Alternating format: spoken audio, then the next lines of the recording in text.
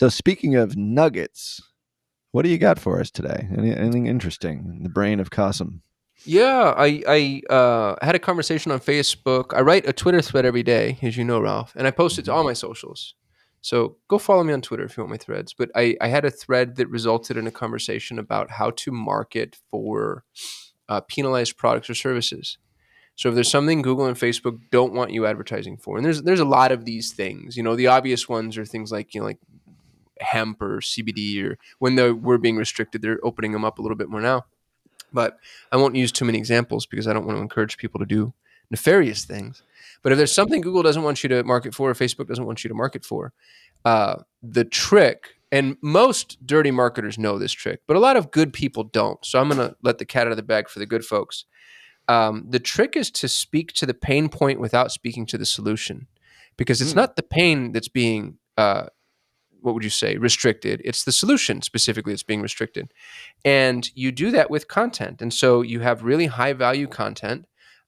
Speak to the pain point using content. Go out into Google and Facebook, and then you're just running either like a max clicks or max view campaign, which are the cheapest campaigns you can possibly run.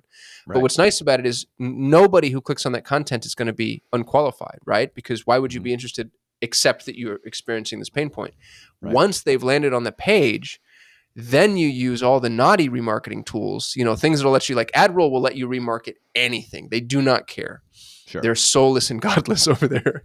And Yeah. so now you can say like, hey, No buy my rules. crystal that cures cancer. Mhm. And nobody's going to have any compliance issues or whatever requirements. So, Mm. use that with great power comes great responsibility, let's say. But if you did want to market something that for whatever reason you're not allowed to market, that's the way to do it. It's very very top of funnel content. Now Very top of let's funnel. Yeah. say for you have a solution for rheumatoid arthritis. Yeah. Like your ads can't be about like your cure or any Right. claims, but you can talk quite a bit about rheumatoid arthritis. Yeah. Well, what I would do is, and this is my favorite title of all time, is this the X number of things you don't know about this. Mm-hmm. So the 7 things you don't know about credit repair, Mm-hmm. or the 9 things you didn't know about arthritis. Because if I have arthritis and there's 9 things I don't know about arthritis, like I am going to have to click on that. Now Right. you better make sure you're actually putting things in front of me that I don't know. But yeah, it's very, very top of funnel. And it's also a way to expand the market too, You because can you're grow an also audience, one hundred yeah, you're percent. building the audience, especially if it's video content. This goes back, or this is you know very very smart, because I mean I think a lot of folks, and we'll get into this today, like you're in this website conversion sort of battle with everybody else. You're Mm, in the battle on Google search for the high intent keywords, and those CPCs aren't coming down anytime soon. The more competition that there is, the higher the CPCs are going to be, no matter how great your ads are. But the point is that traffic, that is the bloody red ocean of digital marketing, where you sort of elevate yourself and also become an authority in the space, but not provide necessarily the solution, is by doing what you're talking about here too. So this isn't just for products where you might be a little sketchy, but I think it's an overall strategy.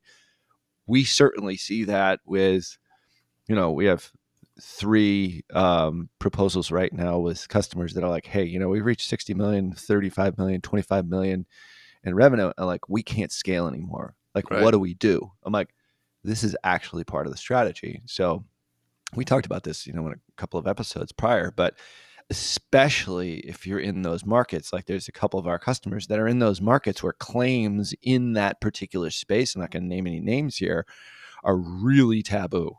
Like Mm, in the male enhancement space, for example, like there is a market, you can get around it with this type of stuff, yep. because if I'm looking at 7 things I didn't know about erectile dysfunction, and I'm watching that video, or I'm reading that post, I'm not doing it because I got a friend that has that problem, but I will claim that, Academic yeah, curiosity. I don't Yeah. know what the hell. But no, Good. absolutely. You're creating the market in such a way, and then you can use other methodologies. Like we love AdRoll. We use AdRoll all the time. Yeah. Dirty Tiny, little tiny tricks of spend. Adderall. Yeah, dirty little tricks of AdRoll. Uh, so that great strategy there. But I think it's part of an overall strategy. So if you're stuck at scale, or you have one of those products and you've got a legitimate, let's not talk about like the really scumbag products, Right. plenty of which I used to peddle way back in the affiliate days. Um, Lots of them actually, when you could actually talk to this on the platforms and not get banned, even though I think I had 7 Google account bans at one point in time. Kasim, Mm, airing out my that's a dirty laundry. record, Ralph. Good for you. Yeah, I don't Yeah. think I can still. I can barely get into our ACC right now. I have to use like a completely different email. Point is that it's a great strategy for that if you have a good solution. Let's talk about that. But also, it's a way to scale and build brand, expand market.